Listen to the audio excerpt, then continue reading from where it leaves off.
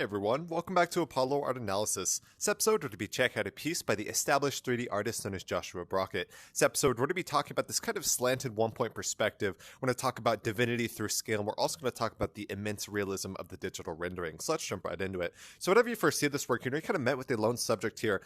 Oh my god, that was a terrifying glitch.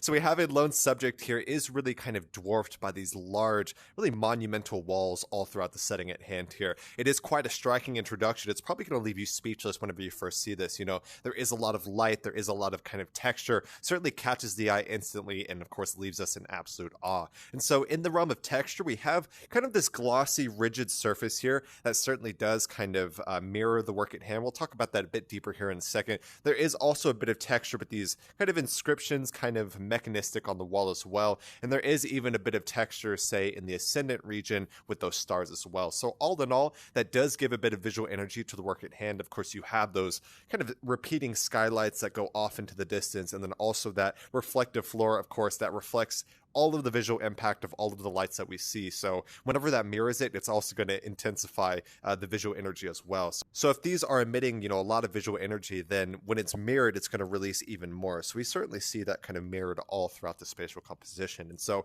we do see a main subject here, a very small subject, just dwarfed by the absolute scale of the scene at hand. This is very important.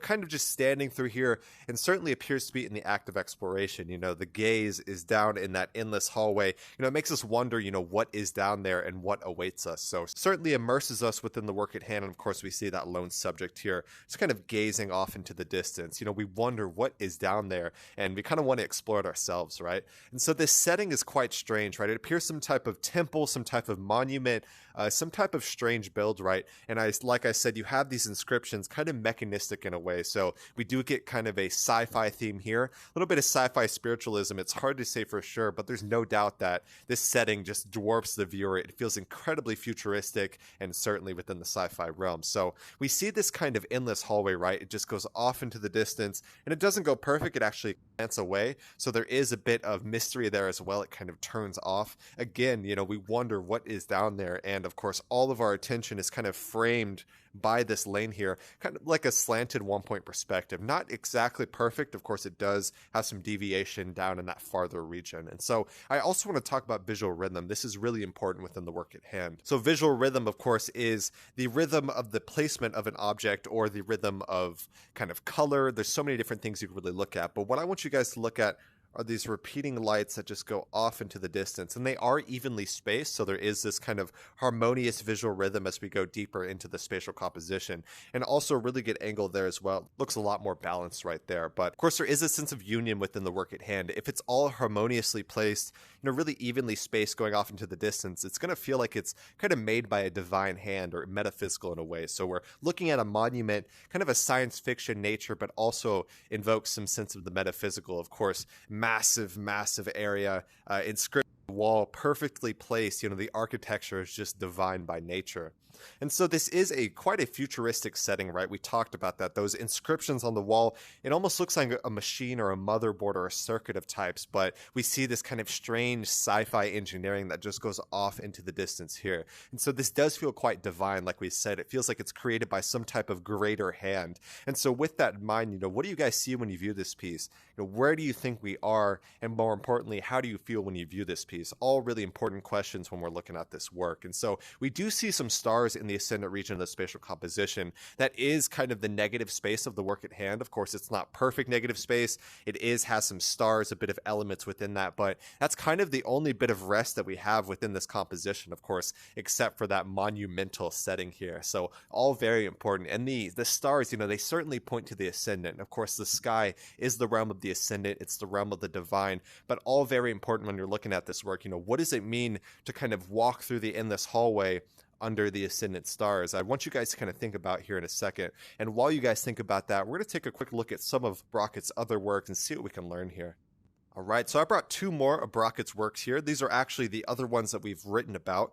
So the first thing that I notice when I look across all these works is this grand, immense sense of scale here. So we see that, right? Here with some subjects, we have a bit of reference of just how large a structure is. On here, we don't have any reference of kind of people or anything, but we do see some trees. So you can certainly infer that is quite a monumental spatial composition. So all in all, we see this kind of sense of exploration. We see this kind of grand sense of scale across all compositions as well. Really some nice works. And of course, all are also made with the digital rendering. Looks incredibly realistic. And of course, you can kind of change light how you need it according to that fashion. But what's really strange is you look at all three of these works, so they all display a sense of scale.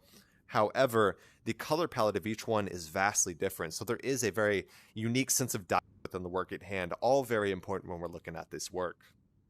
So right before we went away, I asked you guys, what does it mean to walk through this kind of endless hallway under the ascendant stars? Those are all really important questions. And I think we could draw a few metaphors here. Some may see this as the path of life. Of course, we're always going through that kind of endless journey when it comes to finding a new goal, attaining that goal, and going for the next goal. And of course, under the ascendant, we're always trying to kind of be under that realm. And then aside from that, other people might see this as like a kind of an endless goal or a kind of pointless pursuit. If you're kind of walking down an endless hall and you see no end in sight, maybe it's time to change course. So there's a lot of different metaphors you can certainly draw from here, but there's no doubt that it does feel kind of like a sci-fi spiritualism within the work at hand. Of course, sci-fi because of those inscriptions, and spiritualism because of this grand sense of scale. It's kind of spiritual foreign nature of that, and as well as the stars as well. Those all really point to the divine, and they point to the ascendant as well. And so hope you all enjoy this piece. It's actually a digital rendering, so you see it's just immense realism. It certainly looks like a scene out of a movie or something like that. Incredibly realistic, even to the point where some people might believe that this might be a real place. So